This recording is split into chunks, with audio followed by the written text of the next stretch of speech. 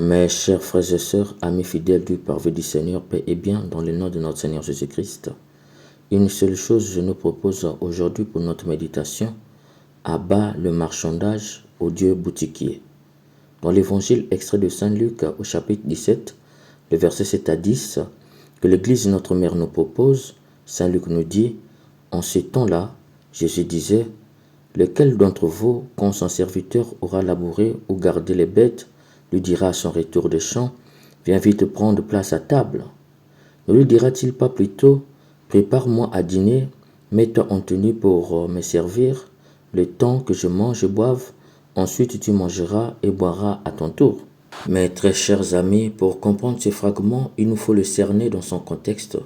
Pour ce faire, il nous faut un saut qualitatif dans la culture juive de l'époque de Jésus. En effet, dans la culture juive de l'époque de Jésus, selon le Talmud, l'esclave est considéré comme un travailleur. Cependant, l'esclave, éved en hébreu qui signifie travailleur, est quelqu'un en relation dépendante avec son maître. C'est dans sa qualité de relation dépendante qu'il est appelé serviteur. La question que nous pouvons nous poser est la suivante. Comment se faisait-il recruter? La réponse est dans Lévitique 24, les versets 39 à 43. Si ton frère près de toi, réduit à la misère, se vend à toi, ne lui impose pas le travail d'un esclave. C'est comme un mercenaire, sakir en hébreu, un hôte, lokav en hébreu, qu'il sera avec toi. Il servira chez toi jusqu'à l'année du jubilé. Alors, il sortira de chez toi, lui ainsi que ses enfants. Ne les rejette point avec rigueur, crains d'offenser ton Dieu. Par ce fragment, l'auteur sacré du Lévitique nous révèle que le serviteur, c'était quelqu'un qui, réduit à la misère, s'était vendu à un maître. Cependant, il n'avait aucun salaire à la fin du mois. Il devrait travailler pendant 7 ans, l'année du jubilé. C'est au 7e année qu'il recevait un gain qui le faisait sortir de la misère.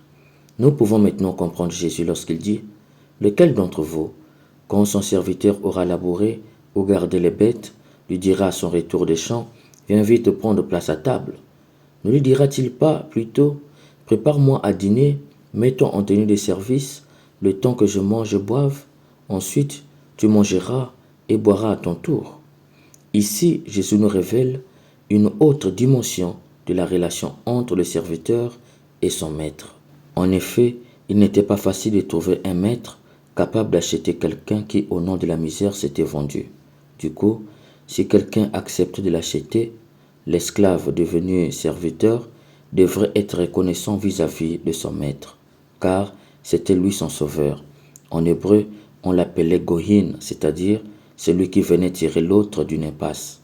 Bien qu'il devrait travailler pendant 7 ans avant d'avoir son gain, ce serviteur avait intérêt de manifester de l'amour et de la reconnaissance vis-à-vis de son maître. Ainsi donc, le serviteur ne travaillait pas pour un salaire, mais il travaillait par amour et reconnaissance.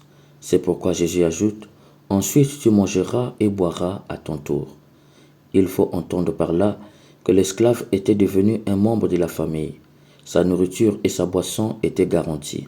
Du coup, il ne travaillait plus pour recevoir, mais il travaillait parce qu'il avait déjà été reçu. Le simple fait qu'il avait été accepté par amour et pitié, lui, le serviteur, devrait travailler par amour et reconnaissance, et ce, de façon gratuite. Un autre détail important dans la relation du maître et du serviteur est que le maître ne cherchait pas de serviteur, et le serviteur ne s'était pas proposé volontairement en réponse à cet appel.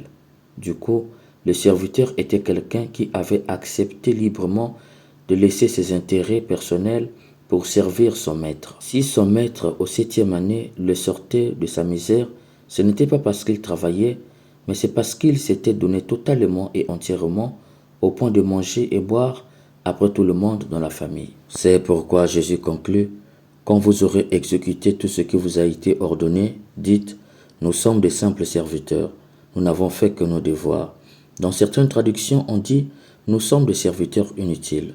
En grec, Saint Luc a écrit, nous sommes des serviteurs quelconques et non des serviteurs inutiles ou des simples serviteurs tels que traduits.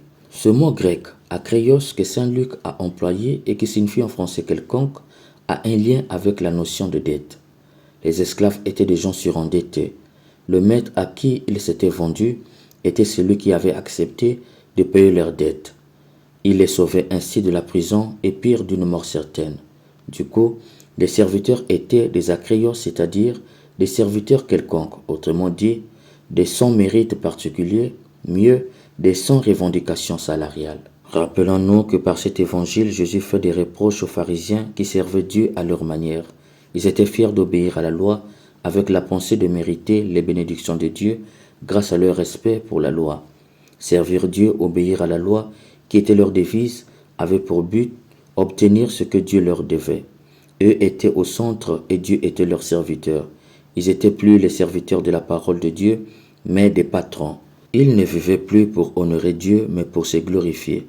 Le service chez eux était un chantage. Je fais pour toi, donc Dieu tu me dois. C'est dans ce sens que j'ai dit, abat le marchandage au Dieu boutiquier. Mes chers frères et sœurs, par cet évangile, Jésus nous invite à la gratuité du service vis-à-vis de Dieu et de nos semblables. Nous devrons servir Dieu et les autres sans chercher à recevoir quelque chose en retour. Malheureusement, notre service est calculé, médité et choisi en fonction de nos intérêts. Aujourd'hui, Dieu est devenu un boutiquier et nous pouvons aller payer les bénédictions chez lui au moyen des services que nous nous rendons les uns les autres. Aujourd'hui, même donner à l'Église est conditionné par ce que Dieu va donner en retour. Il y a des phrases qui illustrent cela. Donne ce que tu as pour mettre Dieu à l'épreuve. Mes chers amis, de telles phrases, c'est des phrases des escrocs, des gens qui vendent les illusions et pire, qui annoncent un faux Dieu, un Dieu boutiquier. La bénédiction de Dieu n'a aucun prix. Elle est gratuite. Vous allez certainement me dire, et les intentions de messe? Chers amis, la messe n'a pas de prix. Aucun prix ne peut payer le sacrifice de la messe. Tu payes le service du prêtre, car c'est avec cet argent que l'évêque paye les prêtres, mais tu ne payes pas la messe. C'est pourquoi on dit « je demande la messe » et non « je paye la messe ». Aujourd'hui, on entend ça et là qu'il y a les bénédictions pour ceux qui donnent 100 000, 50 000, 25 000 et ce jusqu'à 1000 francs. Mes amis, c'est des gens qui doivent aller en prison pour extorsion et escroquerie au nom de Dieu. Il en est qui obligent les gens à payer les dîmes. C'est ni plus ni moins le vol. Aucun texte de l'Église catholique dit que la dîme est obligatoire. C'est une question de liberté. Vous êtes libre de donner à tel plutôt qu'à tel autre. Tout comme vous êtes aussi libre de donner à un nécessité qui est plus dans le besoin que le prêtre. Obliger aux gens de payer la dîme pour recevoir les bénédictions de Dieu est un marchandage au Dieu boutiquier qui n'est en rien le Dieu de Jésus-Christ. Mes chers amis, aujourd'hui Jésus te dit, si tu penses mériter les bénédictions de Dieu et être un enfant béni de Dieu parce que tu rends service aux autres, sache que tu fais fausse route. C'est parce que nous sommes bénis gratuitement par Dieu et au nom de cet amour, nous aidons les autres par reconnaissance aux bienfaits reçus de Dieu. C'est pourquoi Jésus dit, tu es un serviteur quelconque, c'est-à-dire tu n'es pas plus que les autres parce que tu leur rends service. Pour finir, je te raconte cette histoire. Un jour, un promoteur immobilier voulait vendre sa maison. Mais avant de vendre, pour montrer qu'il ne faisait pas cela par excès de misère, mais pour une nécessité commerciale, alors il décida de faire toutes les réparations, les embellissements pour que la maison soit la plus belle possible. À la fin des travaux, il était fier de proposer la maison en vente avec un prix digne de ses dépenses. Mais aussitôt, l'acte notarié signé et le chèque reçu, le nouveau propriétaire avait tout démoli. Étonné, il se disait, moi qui ai beaucoup dépensé pour améliorer et embellir, et voilà qu'il vient tout démolir. Mais chers amis, cet homme croyait que sa maison avait été achetée à cause de sa beauté. Hélas, elle n'était pas achetée à cause de sa beauté. Le nouveau propriétaire a donc payé gratuitement le monsieur puisqu'il a démoli la maison. Si tu as compris, va, vis et deviens. Comme lui, savoir dresser la table, comme lui, louer le tablier, se lever chaque jour et servir par amour, comme lui, offrir le pain de sa présence aux gens qui ont faim d'être aimés, être pour eux des signes d'espérance.